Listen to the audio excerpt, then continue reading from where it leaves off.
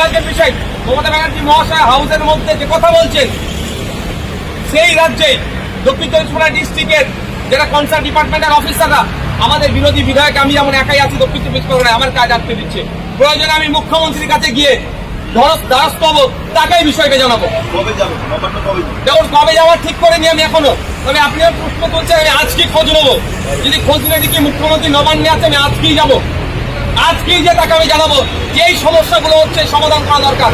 কারণ তিনি আমাদের অভিভাবিকা, রাজ্যের ভাঙড়েরও তিনি অভিভাবিকা, 294টা বিধানসভার তিনি সরকারের প্রধান আছেন, ভাঙড়ের যে সরকার চলছে তারও প্রধান আছেন, তাকে আমাদের জানানোর কর্তব্য। আমি একটি খোঁজ নিই, প্রয়োজনে আজকেই তার কাছে যাবো, তাকে যে বলে এই সমস্যার সমাধান করতে হবে।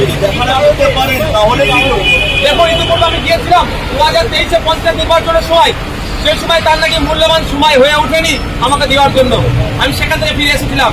কিন্তু আজকে বলে যাচ্ছি, যদি সেটা রিপিট হয়, আমি ওখানে কিন্তু ধর্নায় বসবো, আমি ওখানে ধর্নায় বসবো। আমি একজন আইনসভার সদস্য, আমার সমস্যা হচ্ছে সরকারের প্রধানকে দিয়ে জানাবো, তিনি যদি আমাকে তার সময় না দেয়, আমি ওখানে ধর্নায় বসবো। প্রয়োজন উনি যখন মনে করবেন টাইম দেবেন, ততক্ষণ পর্যন্ত আমি অপেক্ষা করবো।